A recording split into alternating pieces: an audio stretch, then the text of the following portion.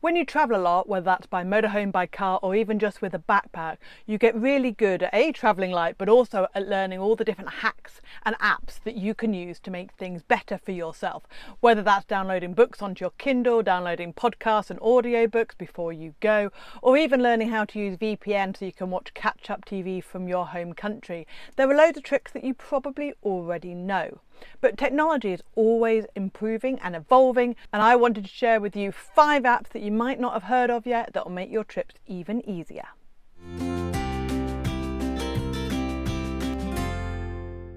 Number 1, planning app. Now, I love planning road trips. It's both a hobby and apparently a superpower because I seem to be quite good at it. So I have loads of road trips, semi-planned or at least semi-places that I really want to go and visit. And whenever I hear about somewhere new or amazing that I want to add to my bucket list, I put that into the Apple Maps app and they have collections. And the reason I like using these collections is because it's then easy to see the places that you want to visit around a specific area. And for road trips, that's really useful to be able to plan the route and the order of seeing things for your itinerary to make everything make more sense. So the first thing that I do is open up Apple Maps and then I start putting in the points of places that I want to visit whilst I'm on my trip. So let's say, for example, I want to plan a trip to Iceland. Let's use Iceland as an example. So the first place that I want to put on my plan of places that I want to go see is Reykjavik. And I am then going to press the More button, add it to guide, and then I'm going to scroll to the bottom and you can create a guide. Let's call it Iceland for obvious reasons, and then you just press create and it's in there. So the next place that I want to visit is Glacier Lagoon. Glacier Lagoon, even if you spell it wrong, press more, add to guide. Iceland is now a place, so you've got it there. You can select the name, press save, and it's all good. Let me just add a couple more in quickly. So let's do Husvik. Press more, add to guide, Iceland, and let's do Ísafjörður, which is an absolutely stunning place in the West Fjords. Add to guide, Iceland. Right. You get the idea. I won't do any more than a couple just to show you how it works. So once you started putting those places into your Apple Maps app, you can then zoom out and you can see them. Once you've got the guide up, you can then see where all those places are and you can plan a road trip out. So if you were flying into Reykjavik and renting a vehicle, you can decide, right, well, I'm going to go do Ísafjörður and then I'm going to do Husvik and then I'm doing Glacier Lagoon and I'll do it in a clockwise direction or vice versa. But you can see looking at the app that actually going to Husvik and then Ísafjörður and then Glacier Lagoon isn't the most efficient use of your time. And that's what I find so useful about the Apple Maps app is you can put the places that you want to visit and from that use that to create a route. Oh dear, I'm on a campsite where they're mowing the grass around me. Let's see if I can finish this video before it gets too crazy loud. Right, number 2, Google Translate. Now I know most people have heard of Google Translate and they are very good at translating actual conversations between you and somebody else who doesn't speak the same language as you. They're very well known for that. But did you know that Google Translate actually translate text as well? So whether that's a sign, whether that's a piece of paper, anything in a different language, you literally hold it on your phone, you open the app on your phone, you hold it over the piece of paper and it will translate the text. It's so clever. I used it recently in Germany. I was at an air, and unusually for an air, normally the signs are in the local language and also in English, or they have pictures that make it really obvious what you're supposed to do. But on this particular air, there was a sign about payment that I didn't understand. As it turns out, you had to walk round the corner to the local swimming pool and pay for the air there. And if I hadn't had Google Translate, there is no way that I would have known what to do. But I held up my phone with the app open, it translated the text, and then I could use Google Maps to go and find out where the swimming pool was and walk round to it. And it was really straightforward, but it is a fantastic app and I use it all the time.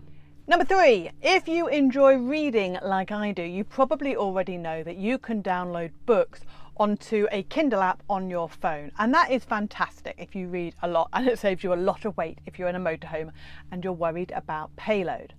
But Did you know that there is a way you can keep up to date with your favourite magazines as well? I didn't actually know about this until I started being a regular column writer for magazine. If you haven't already seen me in there, go and check it out. But I wanted to stay up to date with the magazine, and obviously when I'm touring and I'm abroad as much as I am, it's really hard to get a copy of the magazine sent to wherever I want to. So I found out about this app called Readly. And Readly is a monthly subscription, and for that you can get access to hundreds of different magazines all across the spectrum. It doesn't have to be travel, it can be sport, it can be hobbies. There's so much on there. And in fact, even if you're not traveling but you buy more than 2 magazines a month, you're going to save money by getting this app, because 1 month subscription covers pretty much all of the magazines that are on there. It's so easy. The other thing that I like is the magazines aren't massive files, so when you're using somebody else's Wi-Fi, like sitting in a McDonald's and having a cheeky coffee whilst you're updating your emails and your apps and everything else, we've all done it, travellers, you know what I mean. But you can actually download the latest editions of your favourite magazines for a very small amount of Wi-Fi, and then they sit on your phone and they don't take up too much space. And the app's really easy to just scroll through and read the magazine just like you would a normal magazine. So if you're used to reading on your phone or on your Kindle, you'll find it really easy to get on with that app. Let me show you how it works. So you open up the app, and then what you do, you can see here all of the different various options that are like, these are obviously recommended for me because I tend to focus on sort of travel and outdoorsy things, but also you can get your health and wellness if you like women's health. Running, I'm trying to get back into running again, and running magazines, it just keeps you motivated. And sometimes you just want to sit down and just flick through a magazine and see what's going on in the world outside you. And I couldn't believe when I downloaded this app the variety of magazines that were available. So you've got, you know, Grazia, Vogue, the papers, you can get the daily papers actually come through on the Readly app. It's so clever. I'm absolutely in love with it.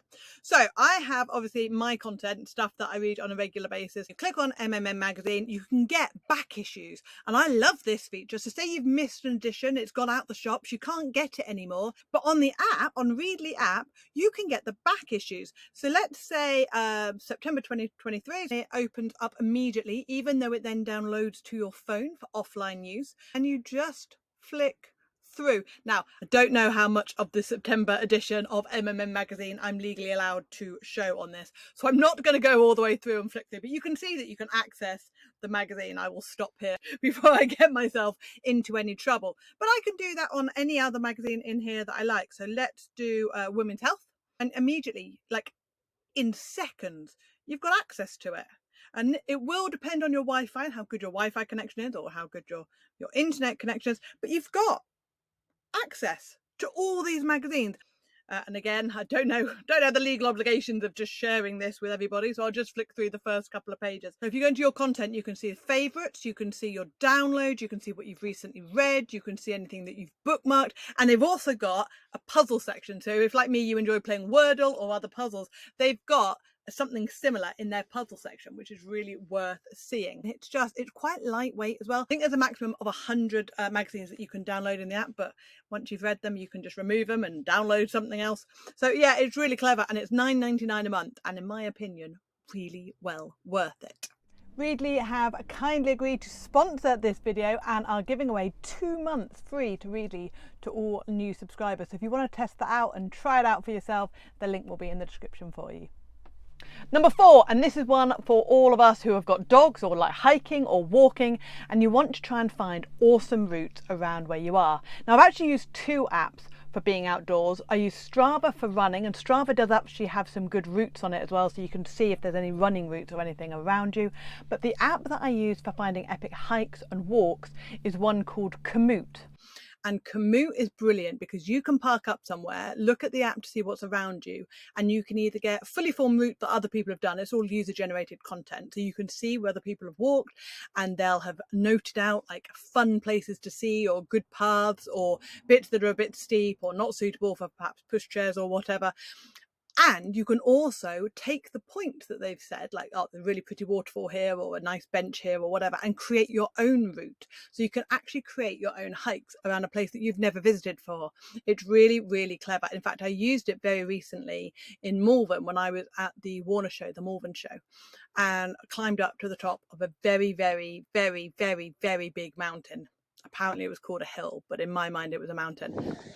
What am I talking about? I hate this app. It sucks. Now for number five was tough because I've got loads of apps on my phone that I use. Like, do I go for Park for Night or do I use mylpg.eu, which is how I find LPG for my refillable bottles? But I wanted to use something that wasn't motorhoming specific and also was a bit more fun. So I did also have a toss up between using one of the Schengen apps, but I'm still trialing those out at the moment. So I'll do a separate video on the Schengen apps that I've been using and how to do the whole 90 and 180 day thing, because it's not as straightforward as you might think. But for now, number 5 is going to be a little bit of fun, and it's an app that I love using, and it's called Travel Boast.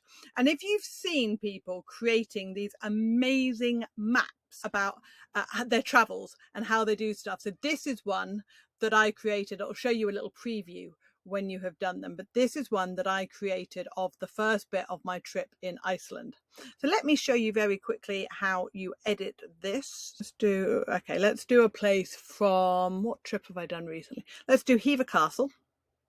Oh, if I could spell it properly. From there to, let's do to Trachimi in the Dolomites, because I was talking to a friend about that today and she's all excited and I'm all excited. So if you just did that, it would be just a straight line. Meh. But actually what you want to do is you can then pull it, if you're doing it on your phone, so you can pull it to go down via Dover and then Calais.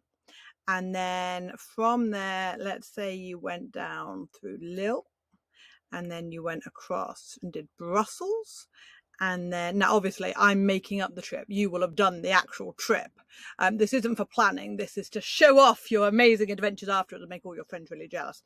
So whilst I am making up a trip here, you can absolutely do the one that you've already done. I'm just showing you how it works.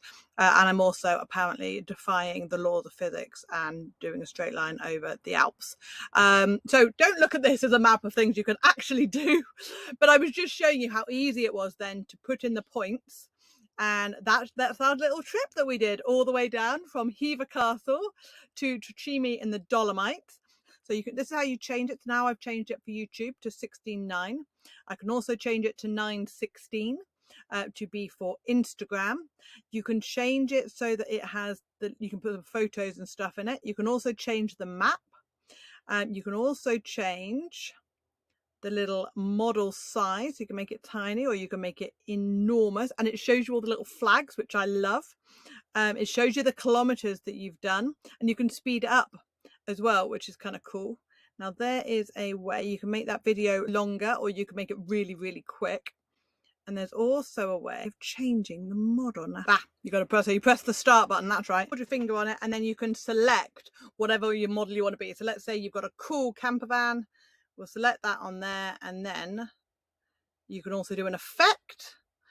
Or you can do an annotation, so you can do the location. So you just press back. As you can see now, if we do a play, we'll have a little pink camper van, which will do the journey instead. So that's Travel Boast, and it's just a bit of fun. And like I say, there is a free version for it if you want to go and try it out. So I hope you find those apps useful. If you've got any other apps that you love for traveling, not just motorhoming, but just traveling in general, feel free to share them in the comments. And I'll see you on the next video. Take care. Bye.